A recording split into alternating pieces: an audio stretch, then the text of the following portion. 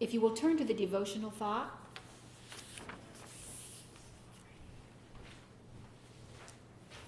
God's law made void in America. This comes from Maranatha, page 179. A time is coming when the law of God is, in a special sense, to be made void in our land, the United States. The rulers of our nation will, by legislative enactments, enforce the Sunday law, and thus God's people will be brought into great peril. When our nation, in its legislative councils, shall enact laws to bind the consciences of men in regard to their religious privileges, enforcing Sunday observance, and bringing oppressive power to bear against those who keep the seventh-day Sabbath, the law of God will, to all intents and purposes, be made void in our land. When the land which the Lord provided as an asylum for his people, that they might worship him according to the dictates of their own consciences, the land over which for long years the shield of omnipotence has been spread, the land which God has favored by making it the depository of the pure religion of Christ, when that land shall, through its legislators, abjure the principles of Protestantism and give countenance to Romish apostasy in tampering with God's law, it is then that the final work of the man of sin will be revealed.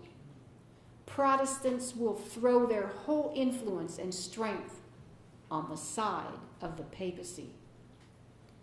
By a national act enforcing the false Sabbath, they will give life and vigor to the corrupt faith of Rome, reviving her tyranny and oppression of conscience. Then it will be time for God to work in mighty power for the vindication of his truth.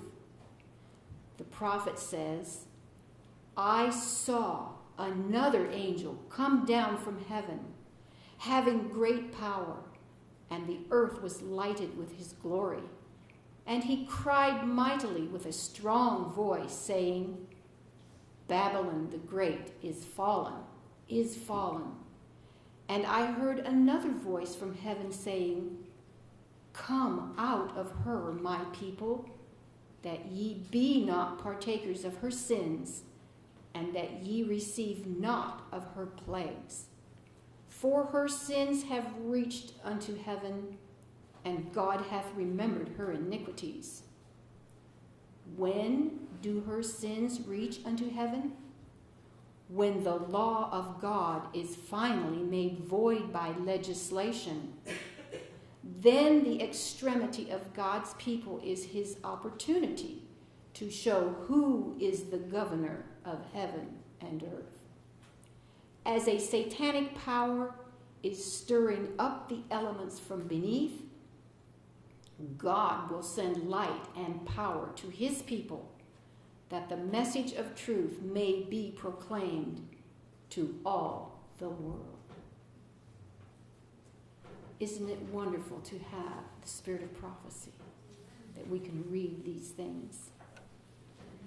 Would you please stand and let us repeat our pledge of allegiance to God, the fourth commandment. Remember the Sabbath day to keep it holy. 6 days shalt thou labor and do all thy work, but the seventh day is the Sabbath of the Lord thy God. In it thou shalt not do any work, thou, nor thy son, nor thy daughter, thy manservant, nor thy maidservant, nor thy cattle, nor thy stranger that is within thy gates. For in 6 days the Lord made heaven and earth, the sea and all that in them is, and rested the seventh day. Wherefore the Lord blessed the Sabbath day and hallowed it. Please be seated.